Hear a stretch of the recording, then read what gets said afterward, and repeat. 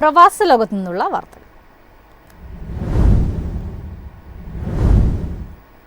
Dubai residential market ഇടപാടുകളിൽ 55% കുതിച്ചുചാട്ടം. Residential ഇടപാടുകളിൽ ശോഭ റിയൽറ്റി ഒന്നാമതെത്തി.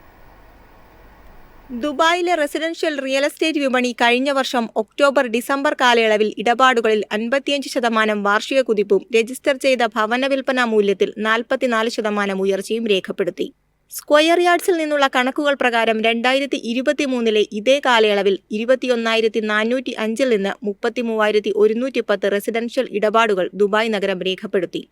ഈ പാദത്തിൽ രജിസ്റ്റർ ചെയ്ത ഭവന വിൽപ്പന മൂല്യം 65.23 ബില്യൺ ദിർഹത്തിലെത്തി. ഇത് ദുബായ് റിയൽ എസ്റ്റേറ്റ് വിപണിയിലെ വർദ്ധിച്ചുവരുന്ന നിക്ഷേപക താൽപര്യത്തിന് അടിവരയിടുന്നു.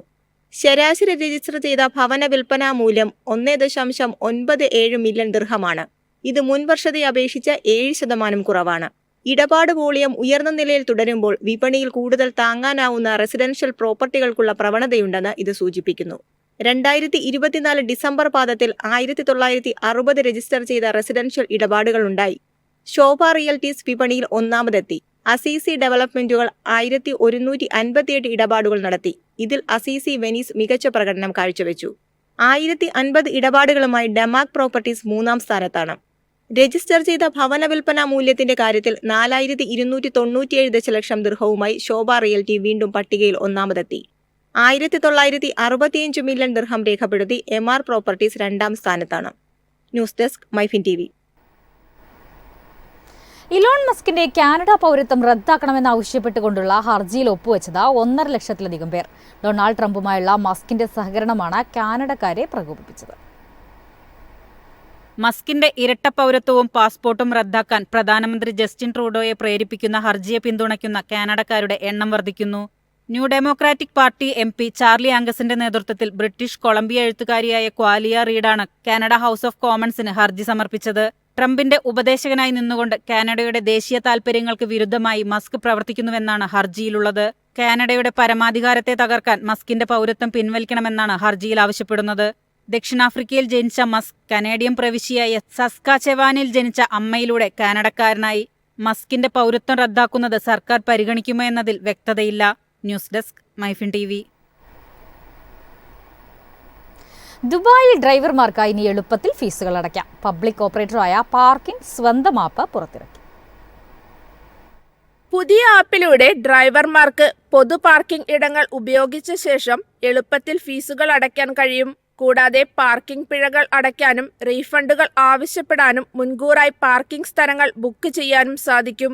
ആപ്പിലൂടെ പാർക്കിംഗ് ഫീസ് എപ്പോൾ വേണമെങ്കിലും അടയ്ക്കാൻ കഴിയും എന്നതാണ് ഇതിന്റെ ഏറ്റവും വലിയ പ്രത്യേകത.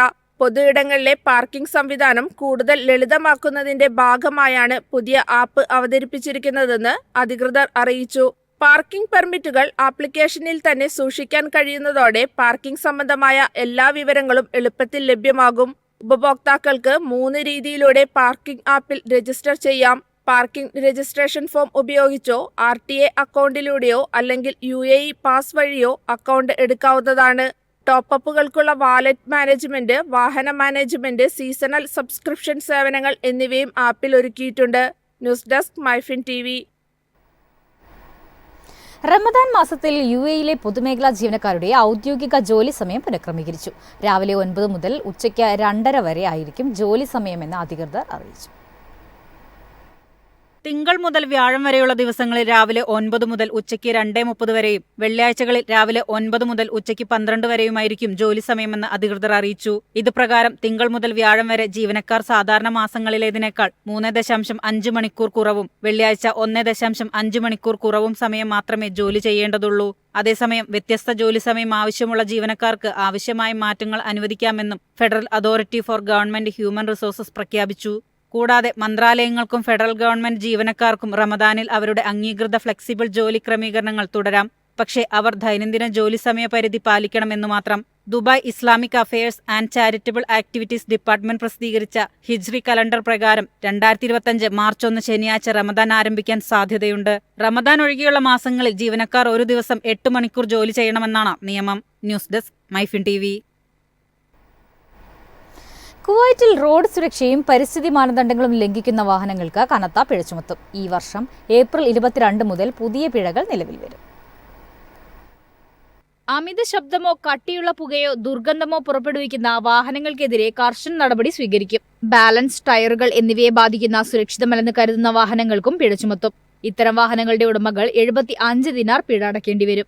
കോടതിയിലേക്ക് റഫർ ചെയ്യുന്ന കേസുകൾക്ക് 3 മാസം വരെ തടവും 150 ദിനാർ മുതൽ 300 ദിനാർ വരെ പിഴയും അല്ലെങ്കിൽ ഇവ രണ്ടും ഉൾപ്പെടെ കഠിനമായ ശിക്ഷകളും ലഭിക്കും. വാഹനം ഓടിക്കുന്നവർ റോഡ് സുരക്ഷയ്ക്കായി നിയമങ്ങൾ പാലിക്കണമെന്ന് ആഭ്യന്തര മന്ത്രാലയം അറിയിച്ചു. News desk MyFin TV.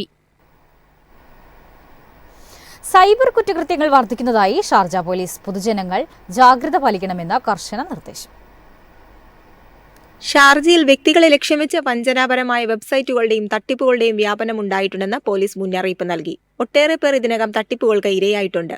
വ്യാജ വെബ്സൈറ്റുകൾ നിർമ്മിച്ചാണ് തട്ടിപ്പ് നടത്തുന്നത്. സ്ഥിരീകരിക്കാത്ത ഓൺലൈൻ ഉറവിടങ്ങളുമായി ഇടപഴകുന്നത് ഗുരുതരമായ അപകടങ്ങൾക്ക് വഴിയൊരുക്കും. ഇത് വ്യക്തികൾക്ക് സാമ്പത്തിക നഷ്ടത്തിന് ഇടയാക്കും. വ്യാജ വെബ്സൈറ്റുകളും ഓൺലൈൻ തട്ടിപ്പുകളും കണ്ടെത്തി റിപ്പോർട്ട് ചെയ്യുന്നതിൽ ഒരുമിച്ച് പ്രവർത്തിക്കാൻ പോലീസ് പൊതുജനങ്ങളോട് അഭ്യർത്ഥിച്ചു. News desk MyFin TV.